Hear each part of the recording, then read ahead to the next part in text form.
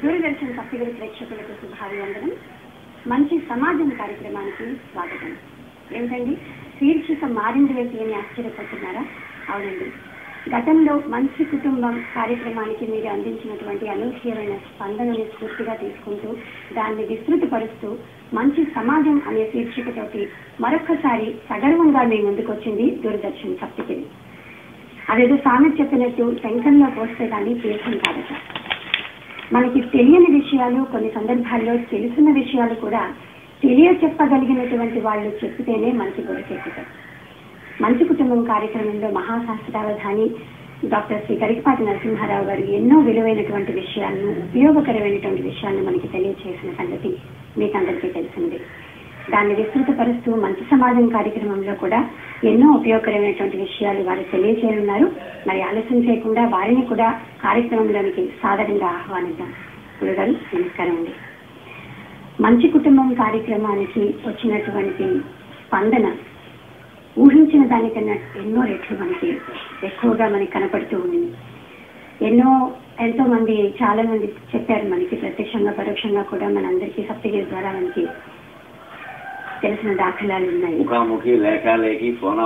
అన్ని విధాల దీంతో మనకి తెలియచేసినటువంటి విషయం ఏంటంటే, ఎంతో మంది వ్యక్తులు మారే ప్రయత్నం చేశారని, మారారని, అలాగే కుటుంబాలు కూడా ఎన్నో బాగుపడ్డాయని కూడా మనకి తెలిసినటువంటి సందర్భాలు ఉన్నాయి. తప్పకుండా ఉంటుంది. మంచితనానికి ఎప్పుడూ ప్రాధాన్యం ఉంటుంది. మనిషి మనస్సు, మనిషి సమూహంలో ఉన్నప్పుడు ఒకలా ఉంటాడు, వ్యక్తిగతంగా ఉన్నప్పుడు ఒకలా ఉంటాడు. మనం ఈవేళ అనేక రంగాల్లో వీళ్ళు చెడ్డవాళ్ళు అని ముద్ర వేసిన వాళ్ళు కొంతమంది ఉన్నారు. పేర్లు అనవసరం కానీ వాళ్ళ పేరు గుర్తిస్తే వీడా అన్నట్టుగా ఉంటాం. అసలు ఆ వ్యక్తి ఏ గుళ్ళోనైనా కనపడితే వీడి గుళ్ళోకి ఏమిటి అన్నట్టుగా ఉంటాం. కానీ వ్యక్తిగతంగా మీరు అతన్ని పలకరించి చూడండి. ఓ 10 నిమిషాలు ఆయనతో మాట్లాడితే ఎంత మంచి వాడితో అనిపిస్తుంది. లేదు అతని కుటుంబంలో అతని వ్యక్తిగత జీవితాన్ని పరిశీలించినా చాలా బాగుంది. మందిలో కలవడం అంటారే, అక్కడ కలిసేసరికి రకరకాలు. కొంతమంది సరే 10 మందిలో ఉన్నప్పుడు బాగుంటారు, వ్యక్తిగతంగా రాక్షసుల్లో ఉంటారు. ఇది ఏదైనా మార్పు అనేది వ్యక్తి తనకు తాను తెచ్చుకోవాలి. అది మనం సాధించినటువంటి విజయం ఏమిటంటే అమ్మవారి ఆశీస్సుల వల్ల వ్యక్తులు తమంత తాము ఆలోచించుకునేలా చేయగలుగుతున్నారు. అది ఎప్పుడు ఇంకొకటి చెబితే కూర్చుని ఆ చెప్పిన వ్యక్తితో ఉండే అనుబంధాన్ని బట్టి ఈయనెవరు నాకు చెప్పడానికనో, ఈయనేమిటి నాకు చెప్పేదనో ఏదో ఒకటి వస్తుంది. ఏ అనుబంధము లేదు మనకి. ప్రేక్షకులతో ప్రేక్షకులు మనం అనే అనుబంధం తప్ప బంధుత్వాలు ఉండవు. ఇక్కడ బంధువులు కూడా చూస్తున్నా వారు ప్రేక్షకుల కిందే లెక్క. అందుకని వారికి వారు ఆలోచించుకునే అవకాశం ఇవ్వడమే ఈ సాహిత్యం, ఈ కళలు, కార్యక్రమాలు వీటన్నిటి ప్రయోజనం. అది అందుతున్నందుకు సంతోషం. వ్యక్తిపరంగాను, కుటుంబ పరంగాను మనకి ఎంతో ఉపయోగకరమైనటువంటి మంచి కుటుంబం కార్యక్రమాన్ని విస్తృతపరుస్తూ మంచి సమాజం అనేటువంటి ఈ శీర్షికతో మనం ఇంకా చాలా విషయాలు మనం చెప్పుకోవచ్చు. కుటుంబ పరంగా పర్యావరణంలో, రాజకీయాలను, మరొకటనో, లేకపోతే కార్యాలయాల్లో విషయాలను, అధికారుల విషయాలను, ఇలాంటివి మనం కుటుంబంలో చెప్పుకోలేం. అదే ఎక్కువ బాధ్యత కూడా ఇంకా సమాజం బాగుండే విధంగా ఇప్పుడు చెప్పుకోవడానికి అవకాశం బాగుంది. సంతోషం. మరి గురుగారు, మంచి సమాజం అనేసరికి దానికి వ్యక్తులు మూలం, కుటుంబం మూలం, దాని కుటుంబానికి దేనికైనా వ్యక్తులే మూలం. మరి వ్యక్తుల్ని, మంచి వ్యక్తుల్ని తయారు చేసేది మాత్రం విద్యా వ్యవస్థ అని చెప్తుంది. అందులో అనుభవం ఉంది. తల్లిదండ్రి పెంపకం, తర్వాత విద్యా వ్యవస్థ. అందుకే మనకి మన సంప్రదాయంలో మాతృదేవోభవ, పితృదేవోభవ, తర్వాత ఆచార్య దేవోభవ. అంటే వ్యక్తి నిర్మాణంలో ముందు తల్లి, తర్వాత తండ్రి, తర్వాత ఆచార్యుడే ప్రధాన పాత్ర వహిస్తారు. అందుకని విద్యా వ్యవస్థే మనం పెంపకం గురించి ఎలాగో మంచి కుటుంబం విషయాల్లో చెప్పుకున్నాం చాలా భాగం. మరి ఇంతటి ప్రాధాన్యత వహించేటువంటి విద్యా వ్యవస్థ ఒక మంచి వ్యక్తిని తయారు చేసే విషయంలో ఏ విధంగా ఉండాలంటారు? మాతృదేవోభవ, క్షీరాబ్దిం జనించనంటనొక ఆశీర్వాదవాక్యము. క్షీరాబ్దిం జనించనంటనొక ఆశీర్వాదవాక్యము. విస్ఫారత్వేన నిపుంజ పుంజముల నాభాగ్యంబుగా. క్షీరాబ్ధిం జనించెనంట ఒక ఆశీర్వాద వాక్యము విస్ఫారత్నేన నిపుంజ పుంజముల నా భాగ్యంబుగా దానిలో రారంభించదనమ్మయంసు దానిలోరారంభించెదనమ్మయంసు కవితా హయ్యంగవీనమ్మును కవితా హయ్యంగవీనమ్మును ఆ క్షీరద్వాదశి నాకు సంగెను కవితా హయ్యంగవీనమ్మును ఆ క్షీరద్వాదశి నాకు సంగెను హరిశ్రీ దృక్ప్రసాదంబుగన్ హరిశ్రీ దృక్ప్రసాదంబుగన్. మంచి విద్యా వ్యవస్థ అంటే నేను మొట్టమొదటి మా అమ్మకి నమస్కారం చేయాల్సి ఉంటాను. ఎవరైనా అంతే, నేను మరే తల్లిని మించినటువంటి గురువు లేదు అన్నారు. వేదం కూడా తల్లి మొట్టమొదటి గురువు అని చెబుతుంది. లోకంలో అందరికంటే 10 రెట్లు ఎక్కువగా గురువుని గౌరవించమన్నారు. వేదంలో ఉన్నమాట, మామూలు మాట కాదు. గురువు కంటే ఎక్కువగా 10 రెట్లు తండ్రిని గౌరవించమన్నారు. తండ్రి కంటే కూడా ఎక్కువగా 10 రెట్లు తల్లిని గౌరవించమన్నారు. అంటే మంచి చెడ్డ ఏదైనా సరే అది తల్లి నుంచి ముందు వస్తుంది. మంచి వచ్చేది ఇదివరకు, ఇప్పుడు కాస్త రెండోది కూడా ప్రభావం చూపిస్తుంది. నేను కోపతాపాలైతే విసుగైతే ఏదైతే రకరకాల. అందుకని ఆ తల్లి పాత్రకి మన సంస్కృతిలో అంత ప్రాధాన్యం ఇస్తుంది. ఆవిడ్ని గౌరవించిన కొద్దీ ఆవిడ మనస్సులో ఆ ప్రేమ పెరుగుతుంది. కాబట్టి పిల్లలు సహజంగా బాగా తయారవుతారని ఆశ. నా అదృష్టం ఏంటంటే మా అమ్మ క్షీరాబ్ది ద్వారేసినట్టు పుట్టింది సరిగ్గా కార్తీక మాసంలో. అందుకని వాళ్ళ నాన్నగారు అనేవారు, మా తాతగారు బొమ్మగంటి సుబ్బారావు గారికి, ఆయన అనేవారు, అమ్మ నీ పుట్టినరోజు దేశమంతా జరుపుకుంటారే, మేము మా పుట్టినరోజులు మేమే జరుపుకుంటాం, క్షీరాబ్ది ద్వారేసి జరుపుకోని వాళ్ళు ఎవరు ఆయన అనేవారు. అందుకని నిజంగానే మా అమ్మ పుట్టినరోజు దేశమంతా జరుపుకుంటారు క్షీరాబ్ది ద్వారా.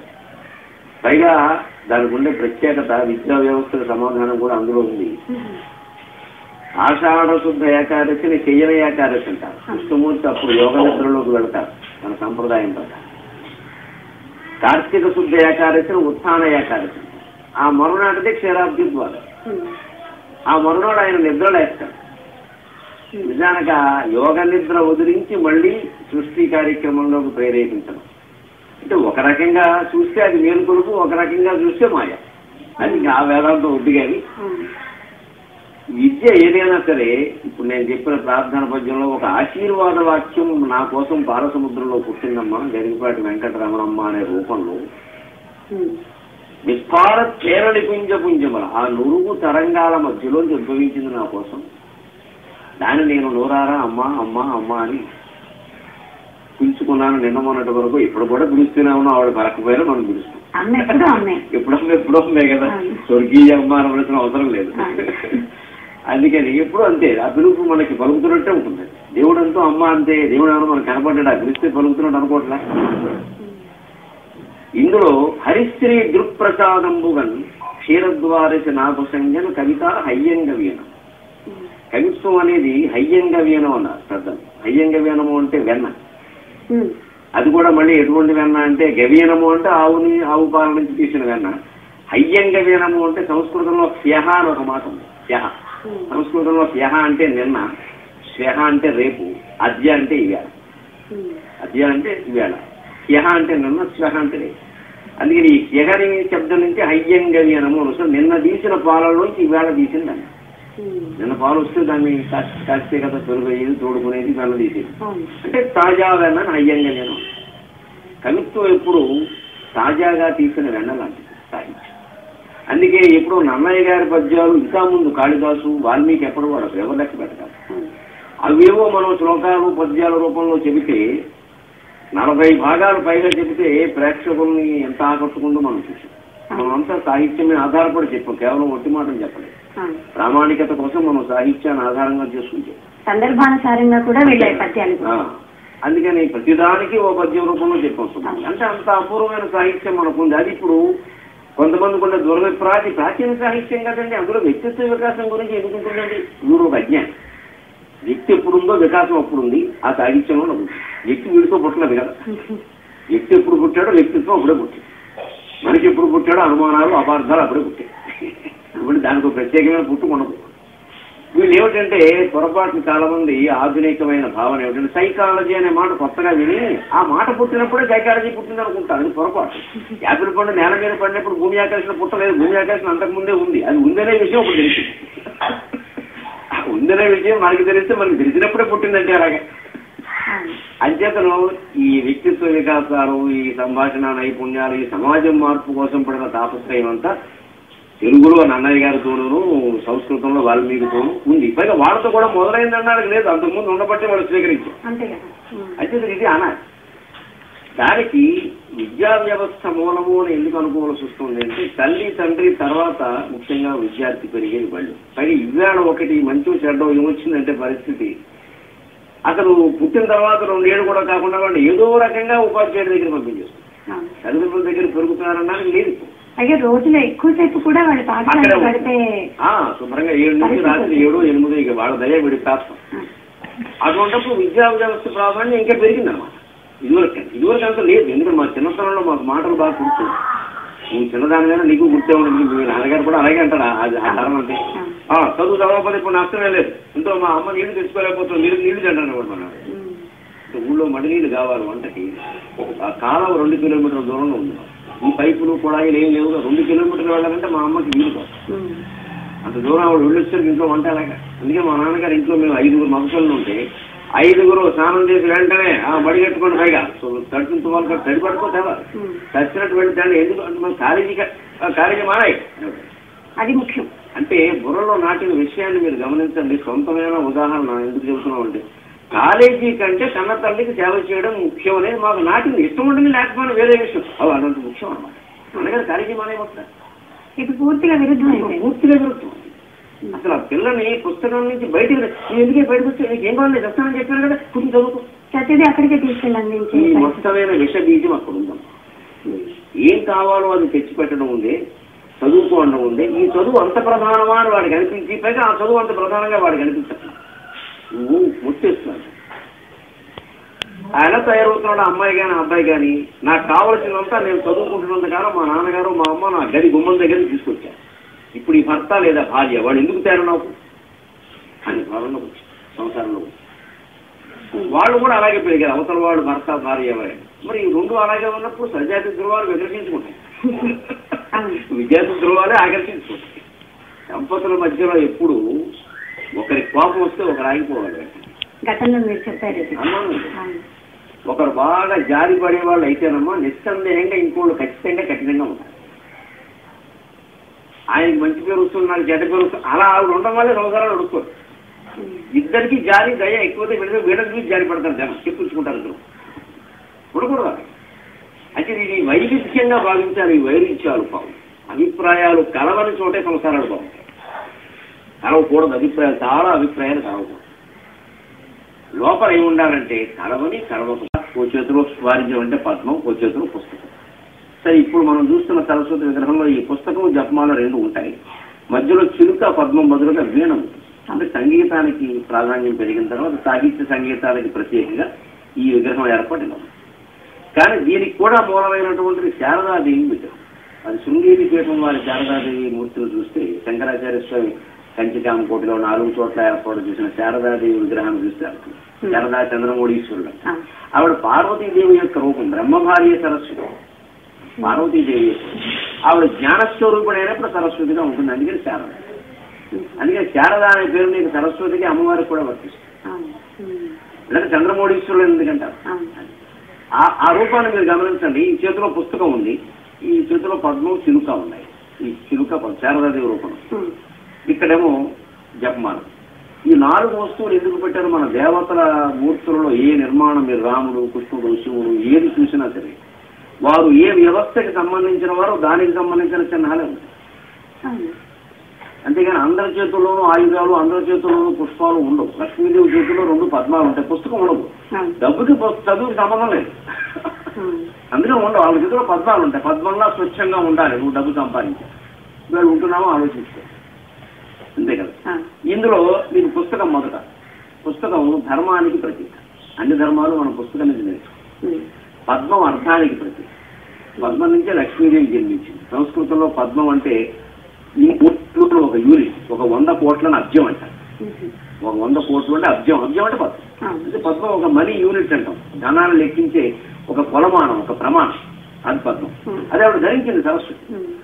అలాగే చిలుక, మన్మధుడు వాహనం చిలుక.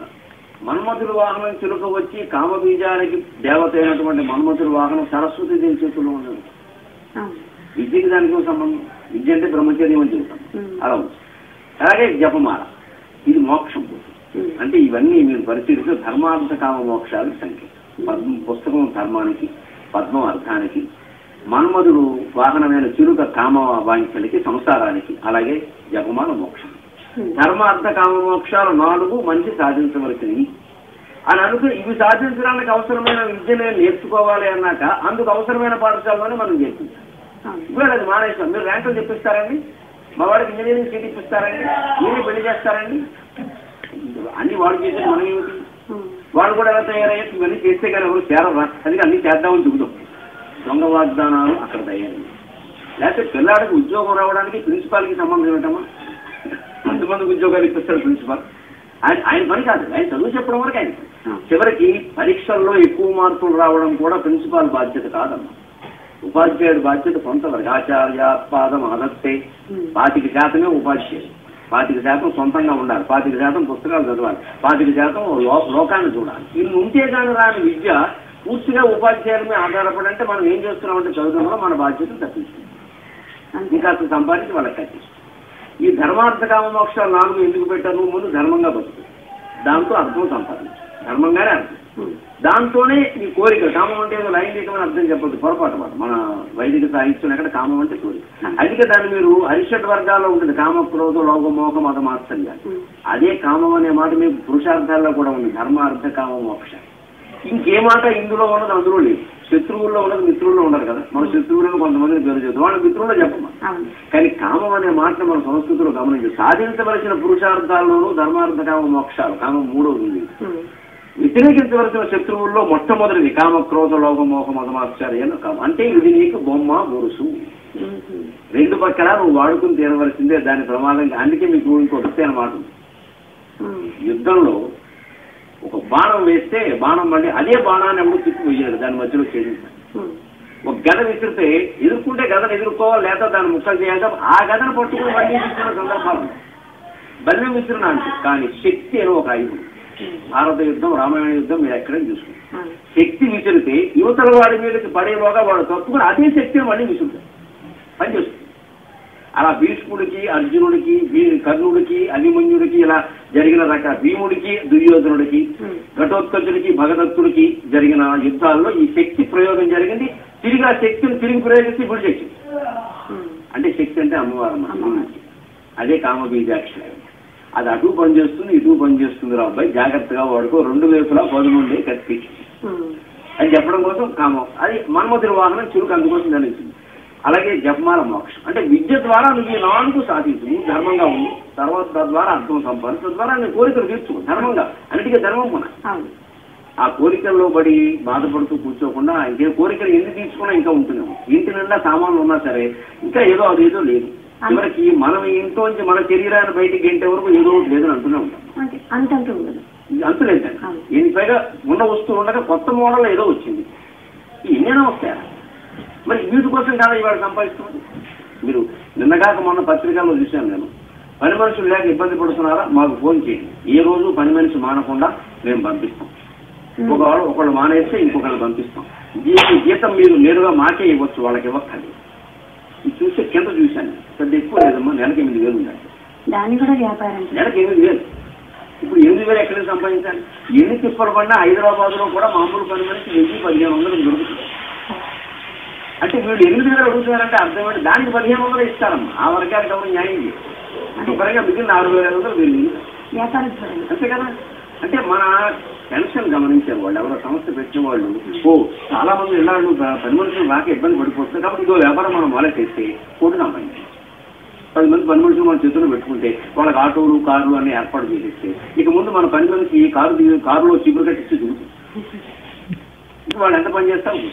ఈ వ్యవస్థ ఎంత ఘోరం, మన కోరికలు, మన బతక.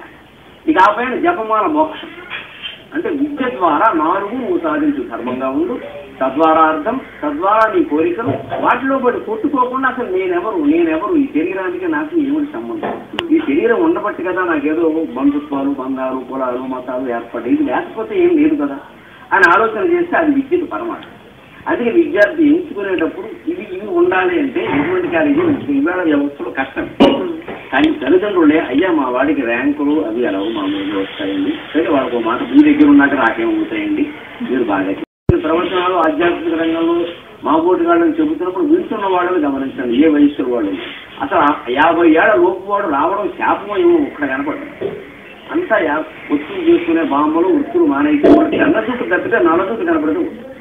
వినవలసిన వాళ్ళు తప్పించి అందరూ. నిజానికి వివేకానందుడు లాంటి వాడు ఎవరు తెలుసా, చాలా ఆశ్చర్యకరంగా ఉంటుందని చెప్పవచ్చు. వివేకానంద 150వ జయంతి సందర్భంగా ఆయన ఉపన్యాసాల్లో ఆయన 8 వాల్యూములు ఉన్న ఆయన సంపుటాలు, ఆయన ఉపన్యాసాలు. అందులో 4వ సంపుటంలో ఈ విగ్రహారాధన గురించిన మాట చెప్తూ ఒక మాట అంటాడు. కడియారు తగ్గుతుంది, మళ్ళీ మామూలుగా ఉంటుంది. బాంబే యువకుడైన వాడు ఎవడన్నా గుళ్ళోకి వెళ్ళకపోతే వాడు తప్పు చేస్తున్నాడు, ముసలివాడు గుళ్ళోకి పెడుతుంటే వాడు తప్పు చేస్తున్నాడు మానేమన్నాడు. ఎవరు ఒప్పుకోరమ్మ ఈ విషయం. కానీ వివేకానందుడు చెప్పాడు ఒప్పుకోక తప్పదు. ఆయన మహానుభావుడు ఒప్పుకుంటాం మనం, ఇది ఒప్పుకో.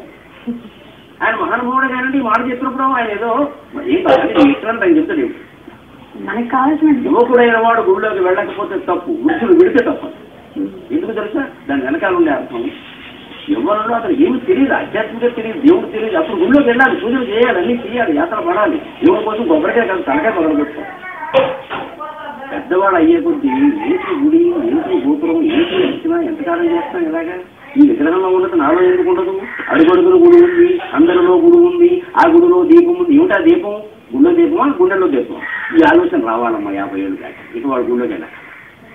దురదృష్టవశాత్తు దేశంలో మృత్యువు దగ్గర పడిన కొద్దీ గుళ్ళోకి వెళ్ళేవాళ్ళు ఎక్కువ వస్తున్నారు. యవ్వనంలో ప్రవేశించిన కొద్దీ పబ్బులకి క్లబ్బులకి వెళ్ళేవాళ్ళు ఎక్కువ. మరి ఎక్కడ బాగుపడుతుంది, మంచి సమాజం ఎక్కడ చూస్తుంది? సాధన చేసే సమయంలో ఇక వారు తెలుసుకునే తత్వవేత్తలుగా ఇంట్లోనే కూర్చోవలసిన సమయంలో యాత్రలు చేసి గుళ్ళోకి వెళ్తారు. అంటే 2 వ్యతిరేకంగానే జరుగుతుంది. అంటే నీకు రావలసిన జ్ఞానం రాలేదంటే వెళ్ళద్దు ఏదో పాపం అని కాదు. అక్కడ ఇంత వృద్ధుడు అయ్యింది కూడా ఇంకా నువ్వు అందులోనే ఏదో ఉందనుకుంటున్నావు అంటే పొందవలసిన జ్ఞానం పొందలేదు అన్నమాట. విగ్రహారాధన ఒక మెట్టు మాత్రమే చెబితే నువ్వు మెట్టు పట్టుకుని మేడనుకుంటున్నావు. మెట్టు ఎందుకు ఎక్కుతావు, మేడెక్కడ. మేడెక్కాక మెట్టు గురించి ఆలోచించాలి. ఎన్ని మెట్లు ఎక్కువచ్చావు ఎవరు అడగరు, అంతేగా ఎన్నో మేడలు ఎక్కావు, ఎన్ని మెట్లు ఎక్కువచ్చావు ఎవరు అడగరు. కానీ నేను మెట్టు మీద కూర్చొని ఇక నాకు మెట్టేనండి మేడ ఎక్కాలా అంటే ఎక్కాను. ఆ వ్యవస్థ. అందుకని వ్యవస్థలో ఈ మాట రావాలంటే ఒక మాట భక్తులు చెబుతారు. అలానా లక్ష్యాలని మీరు ముందు నిర్ణయించుకుని అప్పుడు ఏ కళాశాలలో చేరితే మనం బాగుంటాం ఆలోచించాం అనడానికి. నీరము తప్తలోహమున నిలిచి అనామకమైన సించు ఆ నీరమే ముత్యమట్లు నడి నీదల సంస్థితమైదనచ్చు. ఆ నీరమే ముత్యమట్లు నడి నీదల సంస్థితమైదనచ్చు. ఆ నీరమే శుక్తిలో బడి మణిత్వముగాంచు సమంచిత ప్రభం పౌరుష వృక్షులిట్లు అగము మధ్యము ఉత్తము గొంచువారికి. అధమమైన పాఠశాల, ఉత్తమమైన పాఠశాల, మధ్యమైన పాఠశాల, వ్యక్తుల బదులు పాఠశాల అనుకో అన్వయం చేసుకోవాలి. అంతకంటే నీటి బొట్టు ఉంది, అది పెనం మీద పడింది, చీజు మంది ఆగిరేది. అదే నీటి బొట్టు తామరాకు మీద పడింది, కాసేపు అటు ఇటు మెరిచింది, ఎంత బాగా మెరుస్తుందో అనుకున్నాం. కానీ ఏమాత్రం గాలి వీసినా కింద పడుతుంది, తామరాకు కదిలినా కింద పడుతుంది, కానీ కాసేపు మెరుస్తుంది.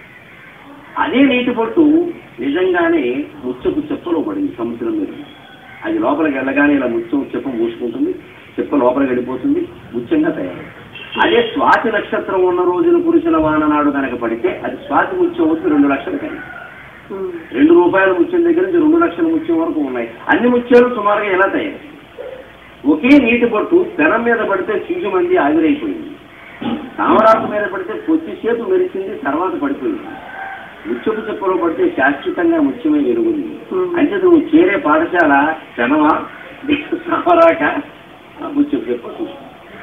కొన్ని పాఠశాలలు ప్రకటనలు మేమే అన్ని చూస్తాం, మేమే చూసేస్తాం, 8 to 8 నైట్ టు నైట్ చేస్తాం అంటే అది ఖచ్చితంగా తనం. వీడికి ఏం రాదు, వాడు పూర్తిగా ఆధారపడేలా చేసి. మీరు ఆ పాఠశాలను కూడా మీరు గమనించండి. మంచి బజార్లో 4వ అంతస్తులో పెడతాడు అక్కడ, ఇంకా అంతకంటే దిక్కుమాలను బడి ఇంకోటి. 4వ అంతస్తులో బడి ఏమిటి, ఏదైనా ప్రమాదం జరిగితే పిల్లలకి ఇంటికి ఎలా దిగుతారు. అంటే ఇది ఎంచుకోవడం అంతే. అలా పెట్టేటువంటి మీరు అక్కడికి వెళ్ళకండి. దుంపరబడి చెప్పే ప్రభుత్వ పాఠశాలలో చదువుకున్నాం మేమంతాను. హాయిగా విశాలంగా గాలి వెళ్తులు ఏకాంతంగానే ఉన్న గాలి వెళ్తులు పుష్పంగా ఇంత ఒళ్ళే ఉండేవి. మరి బాగానే ఉన్నాం. దాని మీరు ప్రసిద్ధులైన వ్యక్తులని ఎవరు అనుకుంటారు? సినిమా నటులు సహా, అక్కినేని నాగేశ్వరరావు గారు లాంటి వాళ్ళు సహా, ఎన్టీఆర్ లాంటి వాళ్ళు సహా, వాళ్ళు ఎక్కడ చదువుకున్నారో ఒకసారి చదువుకున్నారు. అంటే ఆ ఎన్నుకునే చోట నేను అనుకున్న లక్ష్యాలకు అనుగుణంగా ఇది ఉంటే అది నిజంగా ముచ్చకు చెప్తాను. నేను కొంచెం ఓ మాదిరిగా ఉన్నా కనీసం తాము లేక పెనమే ఆలోచన చేయాలి. మంచి సమాజం అనేటువంటి శీర్షిక ఎంతో అద్భుతంగా ప్రారంభం చేసుకున్నాం. మనం వచ్చే వారం కొనసాగిద్దాము. ధన్యవాదాలండి. నమస్కారం. ఇదండి మంచి సమాజం కార్యక్రమం. మరిన్ని ఆసక్తికరమైన విషయాలు వచ్చే వారం తెలుసుకుందాం. అంతవరకు సెలవు. ప్రతి శనివారం రాత్రి 10 గంటలకు తిరిగి ఆదివారం ఉదయం 8 గంటలకు ప్రసారమయ్యే మంచి సమాజం కార్యక్రమాన్ని చూడండి, ఆనందించండి, స్పందించండి.